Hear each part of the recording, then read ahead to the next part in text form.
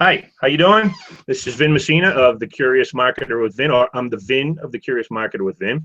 And you might remember me from a couple of weeks ago where a series kind of cut off on the online fundamentals of online marketing. And so we've sort of taken a break from that. But in the meantime, a couple of things have happened where I was talking to David Amerland about a couple of concerns that I had with the way things are going online. And he said this would make for a great discussion. And I agreed. So here we are today, me and David Amerland. David, say hello. Hi, Vincent. I'm very, very glad you started this discussion. I think it's very topical. And I think what we're going to cover is going to get a lot of people thinking about it in ways which they have never probably thought about this before, which is why I always value your approach to this. I think it's going to be awesome. Well, it should be interesting. And I hesitate to give you an introduction because I don't think that you need an introduction from me. I think most people who are checking in know who you are. In fact, you might want to introduce me just so people know who I am. But anyways, yeah. I'm only joking. So okay. So where are we? It was a little bit of a brief history because I do this on a regular basis. I promised an article forthcoming, and that forthcoming is 3, 4, 5 years down the road. So anyways, in lieu of the actual article that I'm writing about a week and a half or so ago, I found myself on Twitter and looking at a tweeted article. And the article led me to a website. And as I was looking at the website, the skeptical side of my brain was sort of questioning what I was seeing, particularly in terms of the actual client testimonials that were on this website. And so just because I wanted to double check things because they seemed a little out of place, I did some search. And a couple of things that I did in relation to that search led me to conclude pretty legitimately that these testimonials weren't real. And what's worse than that is that it wasn't just on this website. In fact, one of the pieces of evidence that led me to draw my conclusion was that these same people showed up on multiple websites under different names, different companies. And so I was like, this is really bizarre. And the reason that we're here today is the couple things that I want to talk about. This is sort of the outline, David, of the discussion. That is that, I want to talk about people faking their way to business success, particularly when they're starting up, but in general, people are faking their way from a business success perspective using fake reviews and testimonials.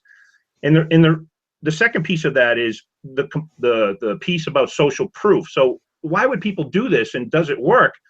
In order to have that discussion, we kind of do have to touch on social proof because it does matter. It's relevant, right? And then we want to talk about some of the things that you and I already discussed privately, and that's the transparency of the web.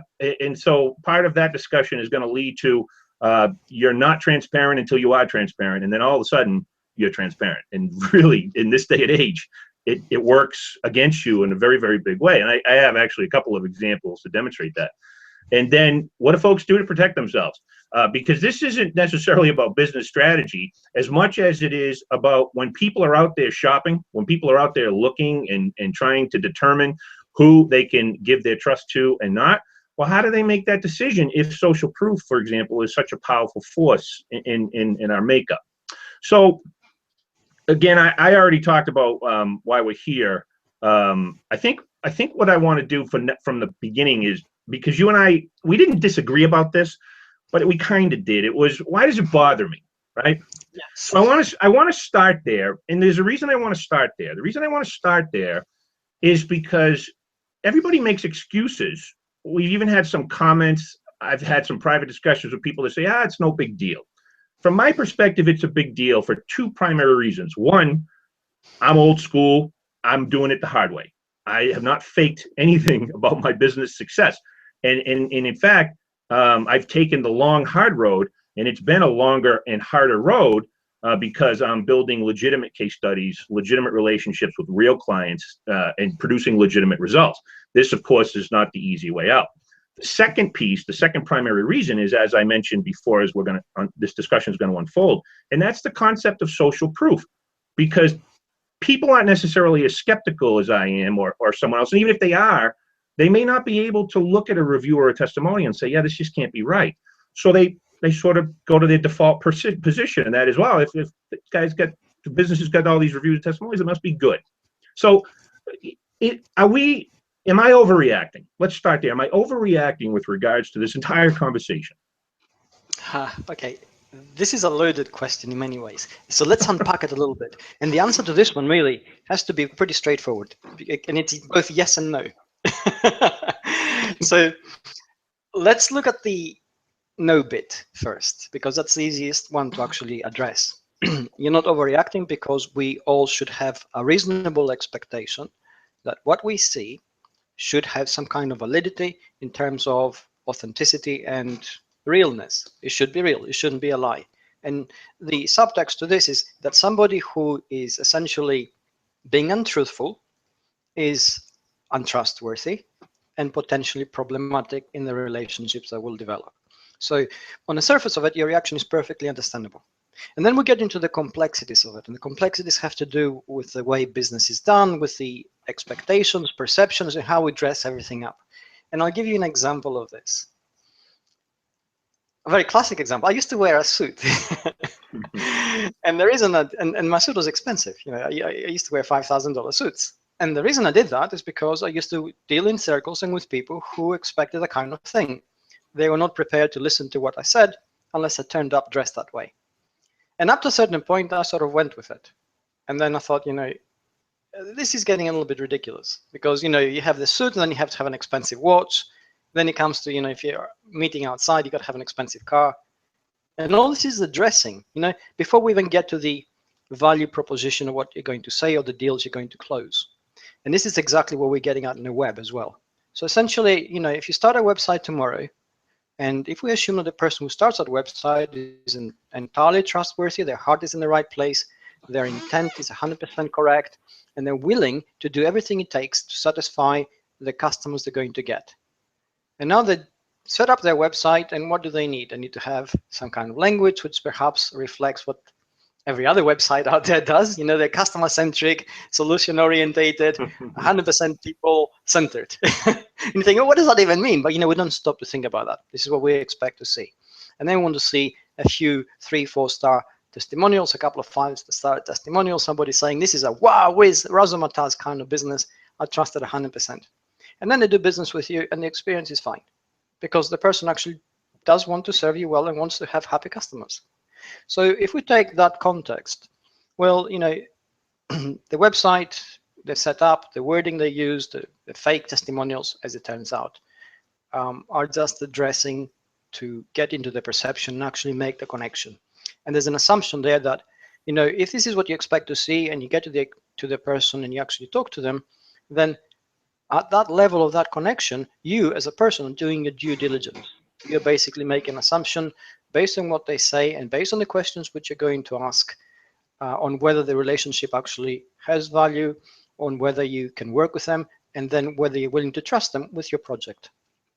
So everything, yeah, everything which is within inverted commas fake is simply just to overcome those obstacles. So in that context, that's where I would say maybe you're overreacting a little bit, because, you know, we're getting into the percentage of people who actually do that, which is still quite sizable.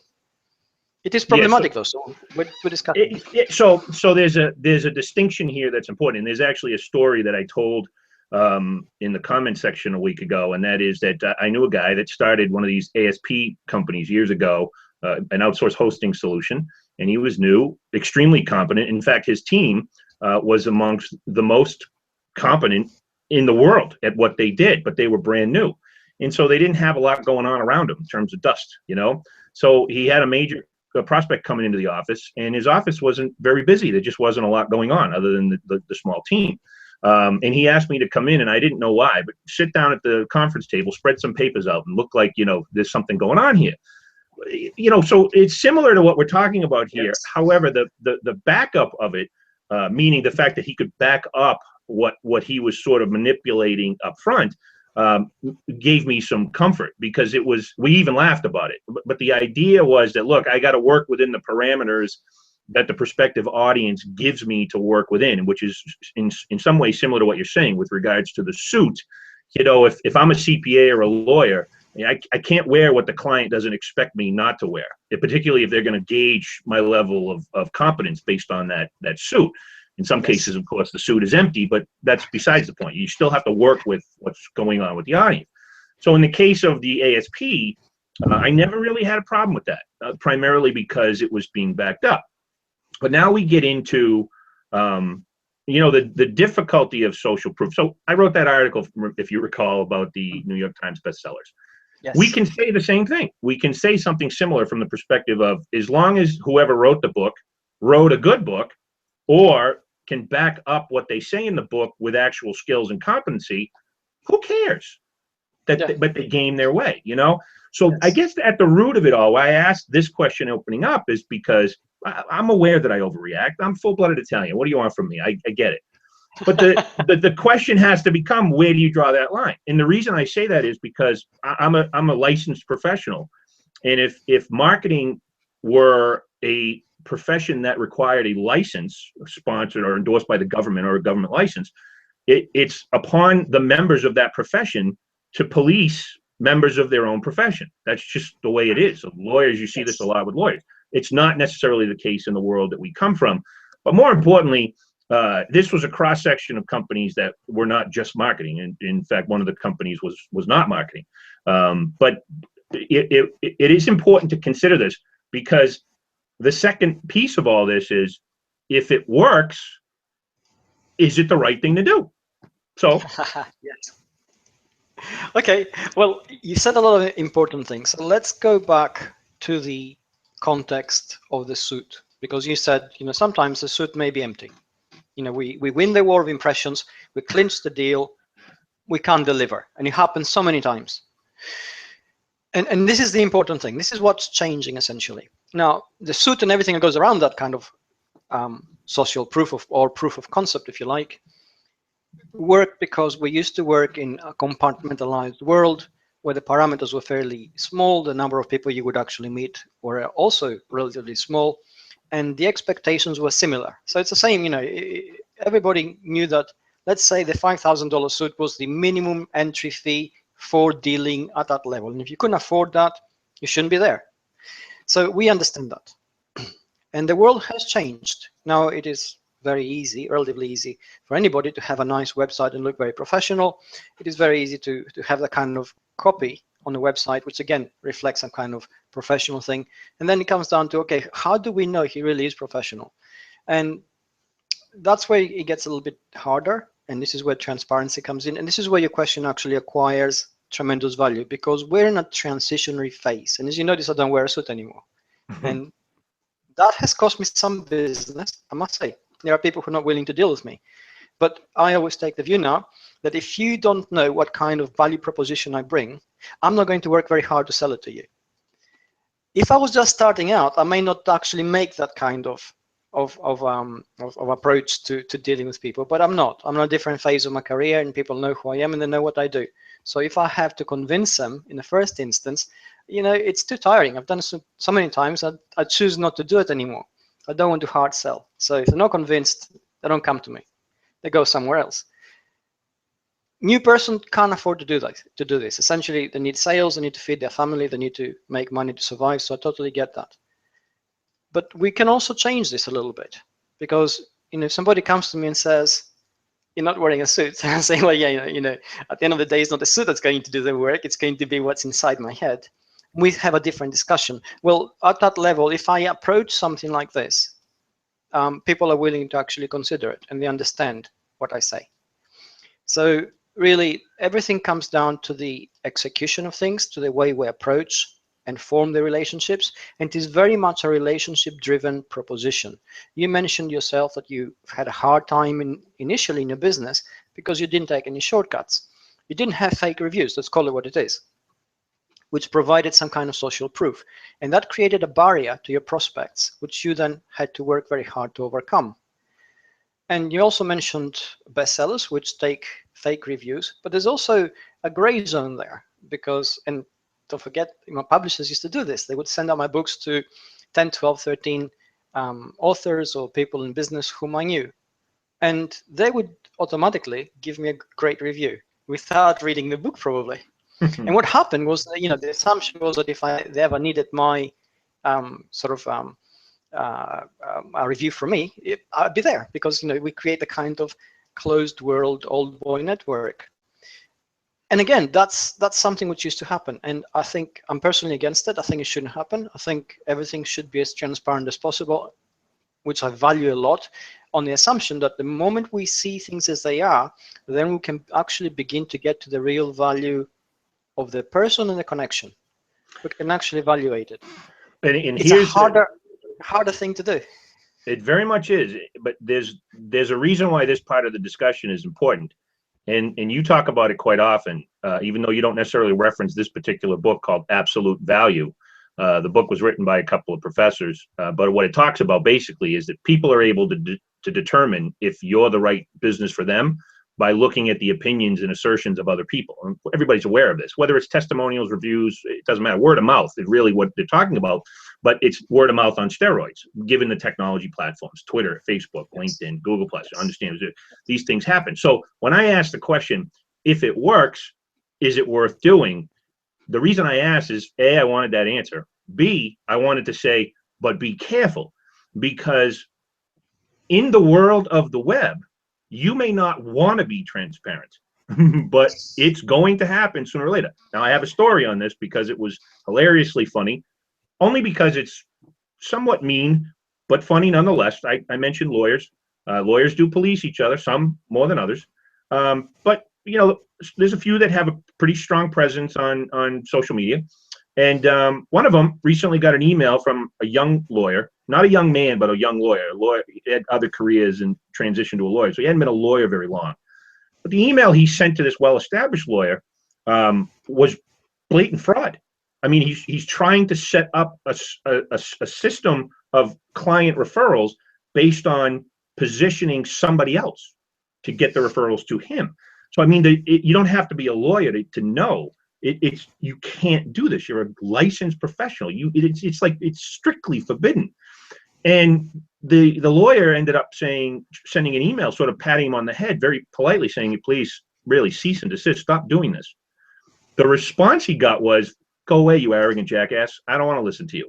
Okay, but now what's going to happen is I'm going to publish this entire mess to the internet. And now, not only is it etched in time, it's never going to go away unless this guy deletes his blog. 3 or 4 or 5 other well-traveled lawyers have written about this as well. It's all over Twitter. This guy's email broadcasting to the world that he was prepared to fake his way through client reviews is viral in and around that community. It's on the web now. When you search his name, these articles show up. So when I say this, is it worth faking it? I say, 40 years ago, 50 years ago, you may have been able to get away with it.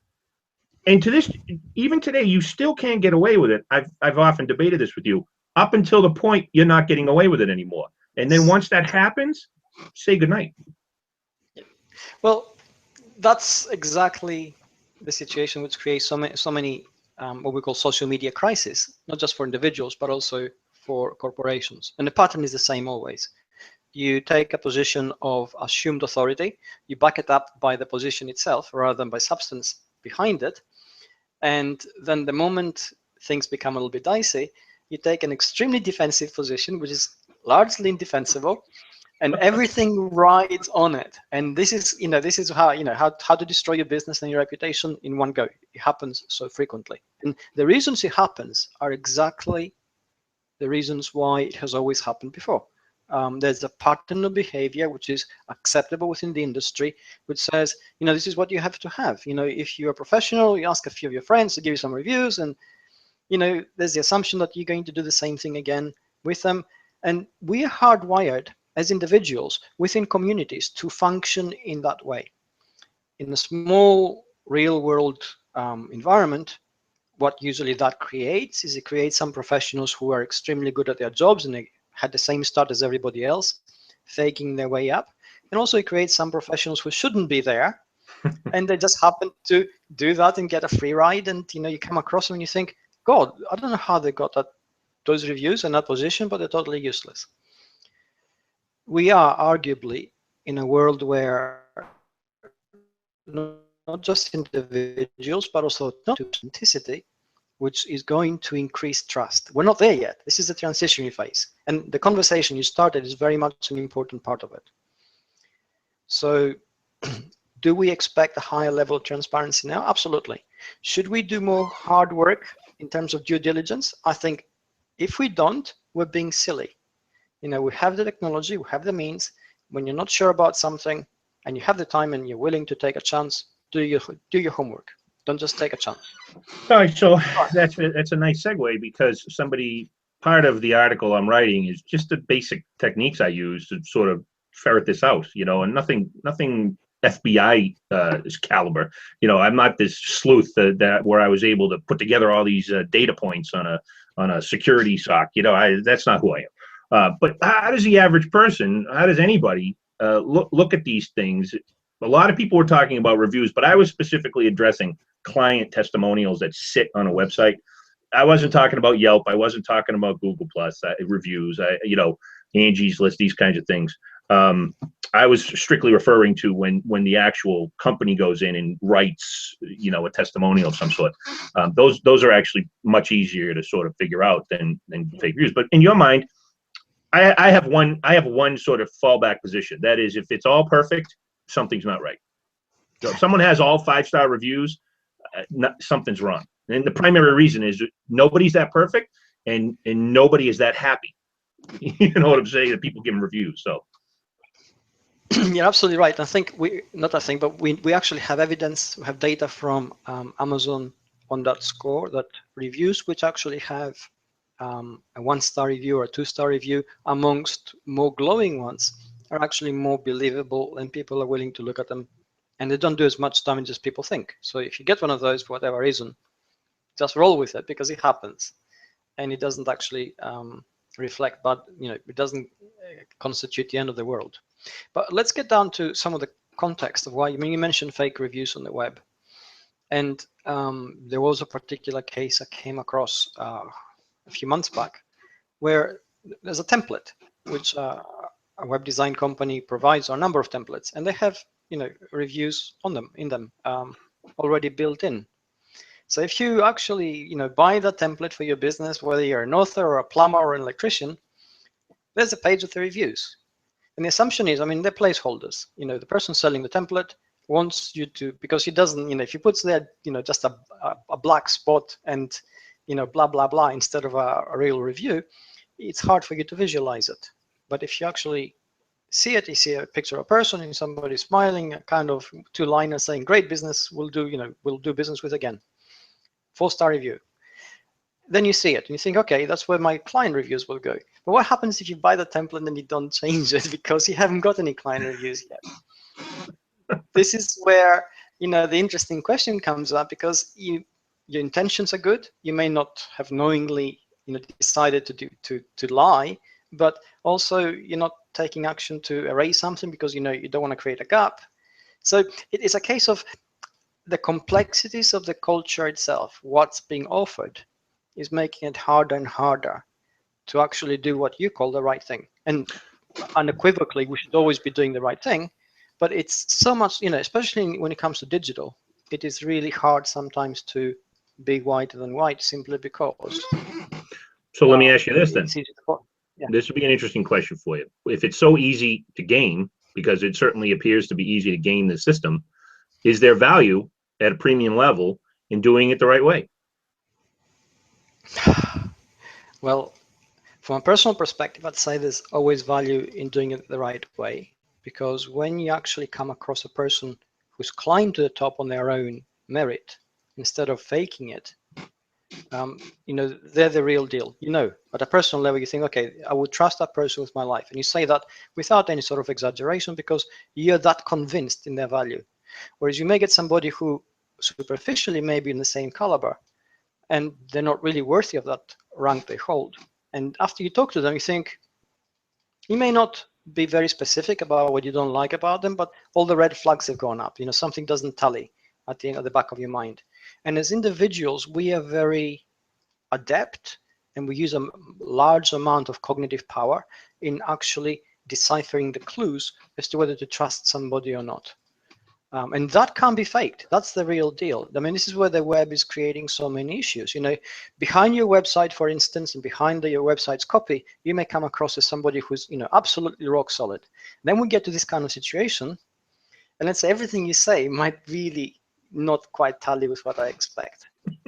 And without being very specific, you know, we finished the, you know, the 60-minute interview, 30-minute contact, and I'm thinking, Vincent is a nice guy, but you know, I better look elsewhere as well. And that's where you lose it, right? This is where you lose customers. This is where you lose or win somebody's trust and confidence. And that's the value of being authentic. That's the value of actually doing it the hard way. You know, you learn things which you wouldn't have learned otherwise, and which will actually help you in the long run. In the short term, it's a personal decision. You know, if you're happy with it, and you can live with it, I think it becomes very difficult to resist sometimes. Well, this is an important piece. This is something worthy of focus and isolation, and that is the two words short term. Because in one case, I politely, if not pleasantly, warned somebody of the trap of going after a gimmick as a business model, and the gimmick being based on these kinds of superficial, fluffy, you know, marketing techniques. But if the business model isn't legitimate, if there isn't something to back it up, it's not going to last long anyways. And even if it is legitimate, it's trendy. So you might as well focus on something concrete. This mentality comes from being an accountant. It comes from having to go through the rigors of a professional license, on and so forth.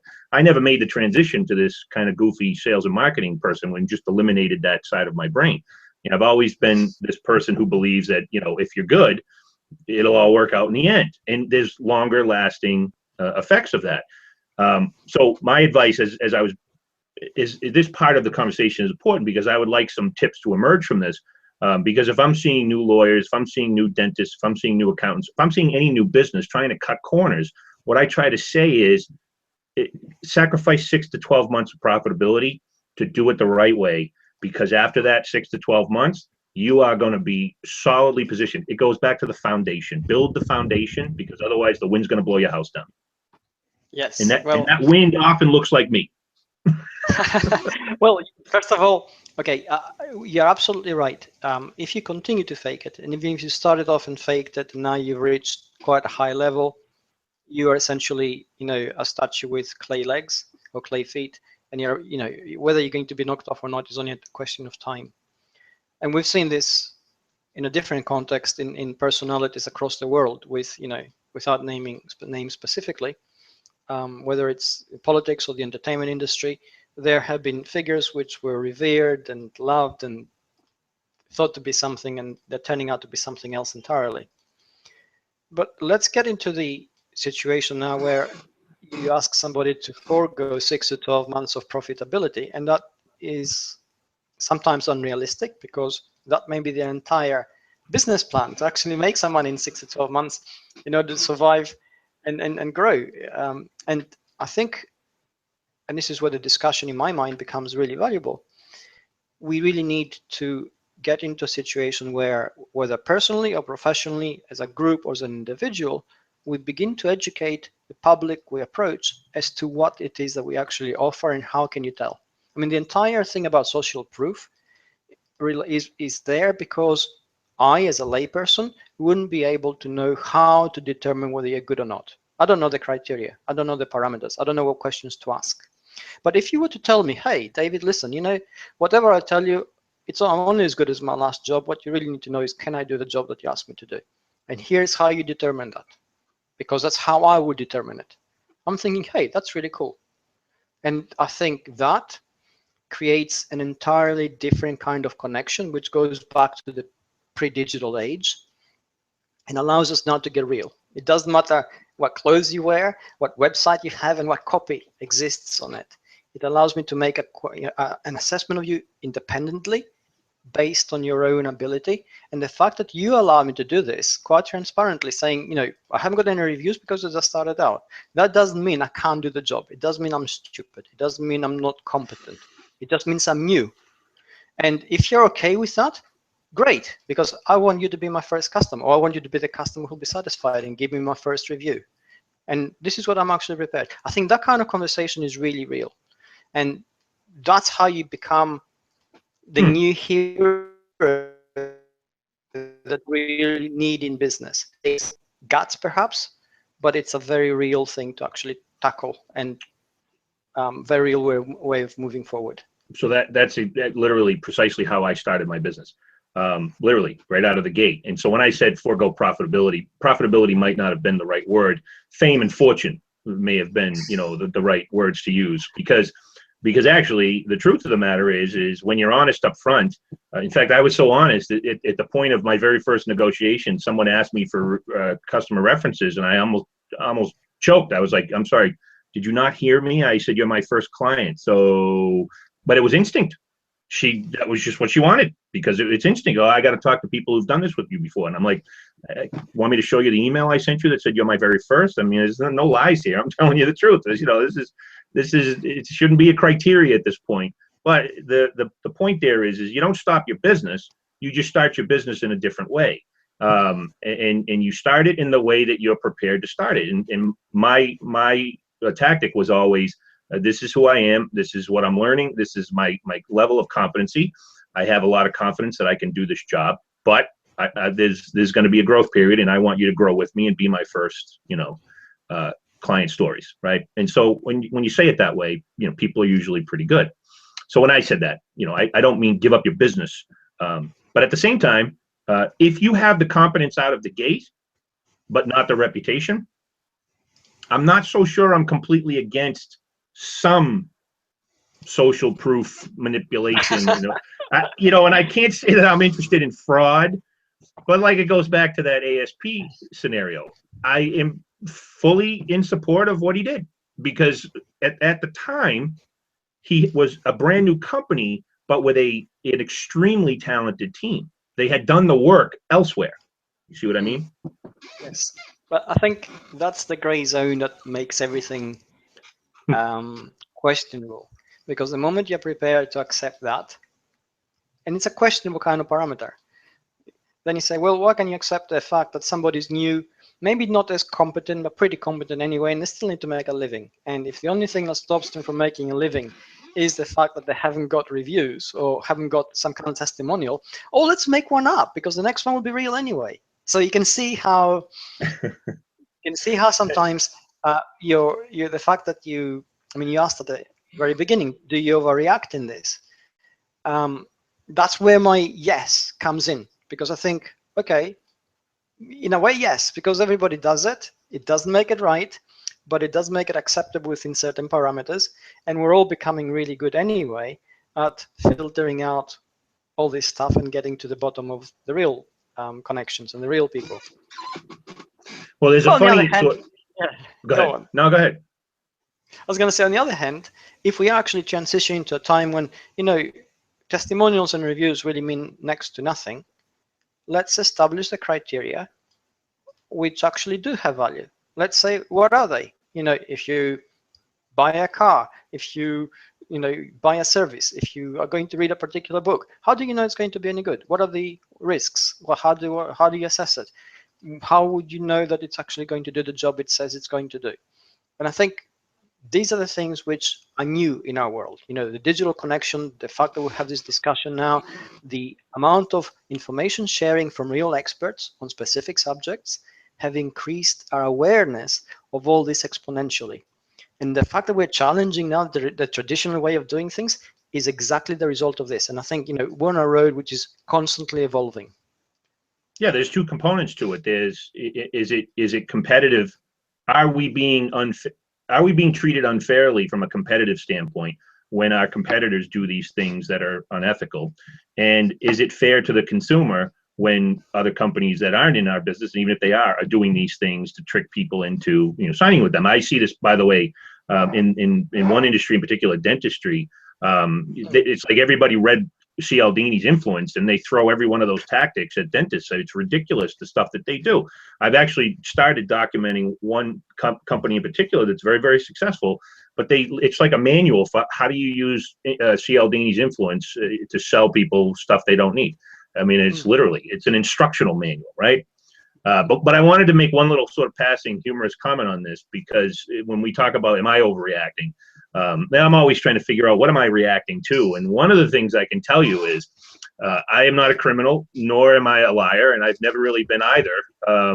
Except, my mom, I lied to my mother every once in a while, Yes. but nothing, nothing major that was societally damaging. But my buddy and I used to laugh at some of the things we'd either see in the news or experience. We'd see these criminals.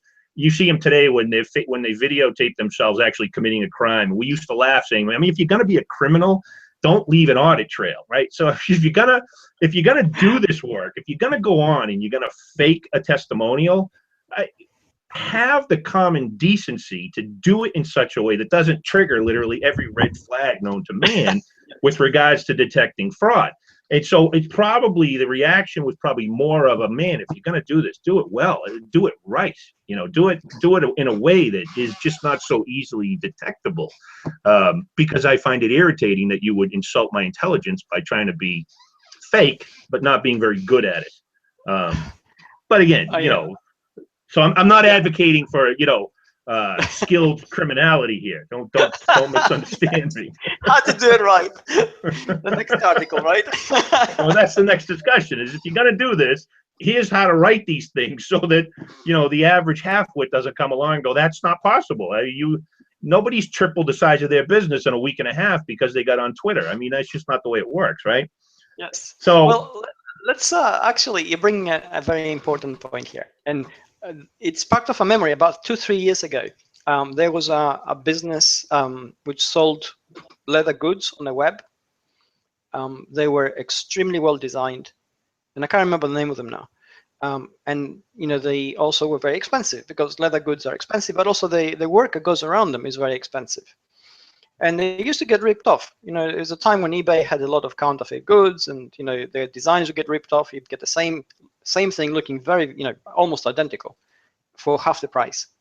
And they got tired of it. So they made this video on YouTube where they said, look, if you want to fake it, this is what you need. And they showed what you should have in order to fake it and what they didn't have. And what they managed to do by that, actually show the real value of their work.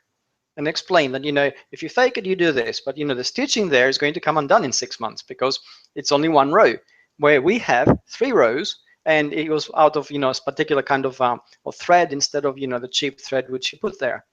And they were so convincing because they know their business inside out. So they basically deconstructed a fake next to their own product, and that killed all the counterfeit trade that was going on in on their behalf. And I think that's a kind of transparency that actually, again, has value. It's coming back to the, how do you show what you're worth? It's creating that kind of conversation. So if you're going to say, look, fake it, this is what you should do. Don't just take somebody's initials there and have a generic thing with 5 stars. Actually be a little bit more specific and try and find a picture which, doesn't leave an audit trail across the web. Yes. I mean, how it is. So the question that becomes, it was crossing my mind as you were talking about this, is when I just don't know. I lost. It was something I was going to say. Hold on, give me 1 second, because there was a question in my head, and I laughed at I'm just laughing at the notion of, if you're going to do this, do it right. It'll come back to me. In terms of checking inconsistency, what should people do? This was the question. It just reminded me as I was talking about this. If our competitor is found to be doing this, we don't want to overreact, but do we want to let it unfold? And I'll give you a perfect example of this. There's a competitor of one of my clients. And again, they've got this 5-star review number on Google+. It's ridiculous. No dentist is that good. So I go and I'm just looking through to see, because I got my mind around this now. And sure enough, I find a name. It just didn't look right. It looked a little out of place. I just searched a little bit. Turns out they were classmates. She's a dentist in the Midwest. She's not here. She's not his patient. But she left this wonderful, glowing review. And it's to your point about the author. It's just a peer. They went to the same school. You go look at the bios. I was looking for consistencies to sort of see. Yes. I think I missed my calling as a private investigator, but I was looking for inconsistencies. And there it was. They went to the same school. They went to the same dental school. So, is this consequential? Yes, to some degree. No, to another degree. And I wanted to ask you this, because you know, you're sort of like if I have myself on this side, it's the devil, and then you're on this side, and you're kind of the angel. So you give me a nice balance to my angry, hostile Italian side. But you know, at what point do we care? Where's that line? Because I want business owners to understand that sometimes it is important to sort of draw attention to these things. You know, it is, but then it also isn't, because I also do believe that you want to focus on what you're doing. You want to focus on doing the good that you're doing, and over time that will pay off, and everybody else will sort of get their comeuppance. Yes. Well, I mean, you're raising some really important points which have probably very evolved and involved discussions. But let's look at it from the perspective of why is this all being done. And it's all being done because we want, at the level of the web, which is digital, largely asynchronous, decentralized, and remote, to create a sense of trust in the connection. Because you're not going to have an interview with a dentist before you actually get there. So really going to use their web presence and their reviews and their testimonials to make some kind of judgment. So they want you to trust them. And let's not forget that websites and services and products increasingly come up through search. And search is in a process of essentially filtering out all these things based on the element of veracity, which is essentially authenticity and truthfulness or trustworthiness. We already have software that can look at reviews, analyze the language patterns in it, and determine whether it's truthful or not. Because if you don't know what you're saying about a product, if you haven't got experience, if you haven't experienced it personally, however clever you think you may be, you may be in terms of what you're saying, because you don't believe it, certain language patterns actually creep in. And these patterns are analyzable and the same or very similar across many different kind of variations. So Amazon is very good at picking out fake reviews, and they delete them almost instantaneously. They're also very good at doing the background check to see what the relationship is between the person who left the review, what their pattern is, their behavior in terms of what they've done before. And say somebody who is selling their services, writing reviews, has a certain kind of profile. And then that becomes, again, evident to machines and bots, which leads us to the transparency element, which you were saying earlier. So increasingly, this kind of behavior will backfire because it stains your reputation at a digital level, never mind the human factor. And you will achieve the opposite of what you want. If you're not getting visibility, people don't see you. If they don't see you, you don't get people, you don't get customers, and you don't get business. And this is why it happens. So it will definitely die out. On the human side, we should still be able to do some kind of due diligence. I think you can't escape that. If you have any kind of doubts, do your homework. We all have the tools to do it. In the digital world, there's no excuse for not doing that. So do we want everybody to be whiter than white? Yes, absolutely. Is it going to go away anytime soon? No, it's not, because essentially it is a shortcut.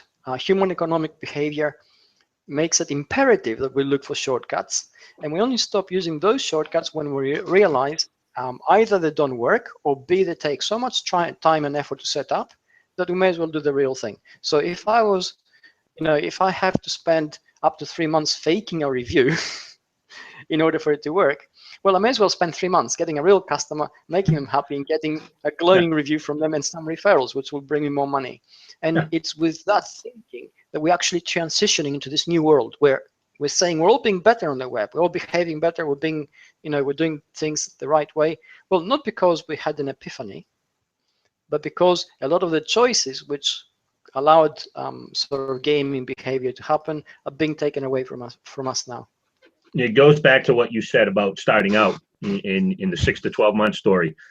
Yes. It goes back to that, because what we're basically saying here now for any business of any size is be good first.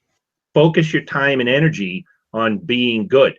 The rest will sort of fall into place. And so if you think gaming social proof is, you're going to put some time and effort into this, is going to make it happen, that's flawed reasoning. And it's actually very flawed business reasoning. It is very, very bad business resource allocation.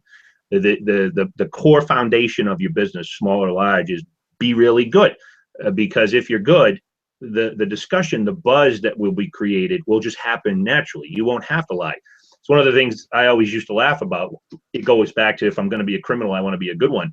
Is I don't tend to lie because I don't have the brain energy to audit myself and make sure I keep track of, the lie that I'm telling, to make sure. So I just figured, yeah, just be honest. That way I can focus my energy on something else. So what I say to my clients is, let's focus on being good. Let's be really, really good at what we do. And then the other stuff will sort of start to happen. People will talk about you on social, but it'll be in a good way. Don't start at the end. Don't start with trying to build popularity, get a massive following, but you haven't focused on actually doing anything that anybody finds valuable. You just told people you did.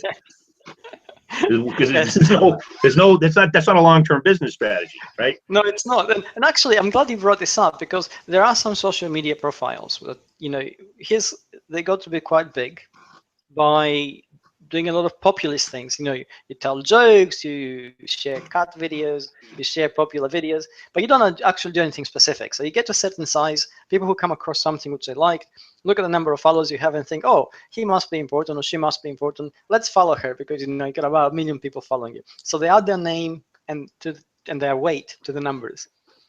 And then here comes the crunch point. What do those social media profiles do? Nothing. They do nothing. They don't have any influence. Don't actually, yes. Yeah. So I think, case in point, I think we're gradually beginning to move away from our love affair with personality cults. I think that's brilliant. I'm all for having heroes, but I think, it has not really helped us throughout history, or when it has, it's been very rare. And most of the times, it has led into behavior where we copy things or buy into values which are fake, they're not real, or they're questionable in the first place. So really, let's just connect with people, like them as people, instead of some sort of persona which is larger than life, and just, get the values which actually work and go with them and see how things go. It's important, though, because you and I have come a long way in our relationship to a point where I actually do think of you as a friend. But when I first met you and you were on this you're still on a trust and authenticity kick now. I just, I view it as part of your I mean, you're writing books and all that. So let's just put that aside. My point is I always said to you, it's pretty easy to me to fake being trustworthy, because you see it in the world in terms of con men. I used to work with professional salespeople who literally could tell you you're the worst person in the world, but say it in such a way that they want to go have a beer with you after. It's just, there's a lot of, shadiness going on. It's like a magician with emotions. They're robbing you blind, but they're doing it in such a way that you're buddies with them. So I still think the web, as you say, the web is facilitating the need for transparency and the ability to find out what's happening. I also think it's creating situations where it's a little easier to gain authenticity, to gain trustworthiness to some degree. And I'm not saying, I still don't believe it's long term, but there's many different ways to showcase, like a website is a good example, that you know something. So what I'm saying is, it more or less, the web does make it easier, but that doesn't mean easy is the right path. That's really all I'm getting to. Well, I think technology has always amplified our ability to do things, regardless whether those things are good or bad. And I think it's always been easy to fake something within a particular context. I mean, any of us, without exception, can walk into a pub, talk to a group of people who don't know us, have never met us before, and pass ourselves off as anything if we're really willing to do it. And they wouldn't be able to tell, because A, they're not really that interested in uncovering the truth. They'll just accept us at face value. B, they haven't met us before. There's no benchmark. There's no long-term history to sort of test things against. And there's no trail of evidence to bring up any red flags. But the moment we get into any kind of involved relationship where there's a real exchange of values, if you give me a piece of information, for instance, I wouldn't accept it if I haven't got some kind of idea of who you are. And that's natural. Otherwise, you think, why should I listen to this? It may be agenda-driven, it may be loaded, it may be biased, it may be untruthful. If we get into a monetary relationship, the invested amount of energy goes instantly higher, because money is a concentrated form of energy, just like attention. So then again, I would, be very careful in terms of understanding who you are, your motivation, your expertise, and the context of the contact and the relation exchange between us. And these are things which we have always done on a personal level. We get to the web, and you're right, it is easy to fake things. But again, we must be aware of the website, and you're not sure if it's a real thing, then you have two choices. A, find out how to tell if it's a real thing or not. So you get clued up. Or B, go away and deal with somebody else who you understand are the real thing, according to your perception. And that's it. The game's over. So it's so funny you say that. It's a nice transition, and it's a good way to sort of segue into the final moments of our conversation, which could be 10 or 15 minutes away from now. But anyways, part of what I offer to my client base is I will be the sounding board. I will help you make these decisions, because if you can't see this, I certainly can for you, particularly with a much healthier sense of skepticism. And the reason I bring this up is because I used to say the same thing in my dating years. I can't tell you for whatever reason how many women I encountered that had been conned out of a lot of things like cars, money. They were just taken advantage of. And one of the things I started to observe, whether this is scientifically proven or not, I don't know, this was just my observation, was hopes and dreams. You hope and dream that the guy is really that charming, like he's really that nice of a person. And so what I sort of formulated in my own mind was, if it's too good to be true, it's likely not true. So as we transitioned this conversation, is when you said get a clue, it's really hard, to learn all that you need to learn in order to pick these things apart. So find someone that does. But in the meantime, one of the things that dentists in particular are confronted with is these outrageous promises. We're both in the marketing world. Nothing is that easy. Nothing. It just isn't. There is, in fact, marketing and sales is getting harder as we evolve with the amount of information that's coming our way. So what I say to my clients and anybody else who will listen, as I want to say now, one of the quickest rules of thumb, the easiest rule of thumb to grasp and build as part of your repertoire is, if it just seems too good, it's too good. It doesn't work that way. It just doesn't. The promise is easy to make. It's a lot more difficult to keep. So keep that in mind as you're looking through the web and you're looking at reviews and testimonials. If it all just looks like it's a standout, something's just not right there. Yes, and I think that's exactly the point of the human-to-human connection and relationships, because we are intuitively very good at actually getting a sense of trustworthiness and truthfulness as the relationship evolves. And the moment we are not sure about something, we should basically be able to withdraw and go elsewhere. It is very important, and that's this personal contact. As technology evolves, becomes more and more invisible, and what rises to the surface is essentially people. You're connecting with people. I think it also provides a shortcut of sorts in terms of gaining expertise. So you're right. If I were to get somebody of your services, and if I want to work with you and I wasn't sure about your expertise or capabilities, and I didn't want to address it directly for whatever reason with you, I would easily or relatively easily find somebody who would be able to tell me how to tell. What are the questions I should ask? What are the telltale signs that perhaps you're not as expert as you think you are? How could I negotiate this if I really wanted the relationship to move forward? And I think we should be able to use these tools. It's a human connection. Technology is fairly neutral. It comes down to how we use it, and we need to be able to use it in a clever fashion.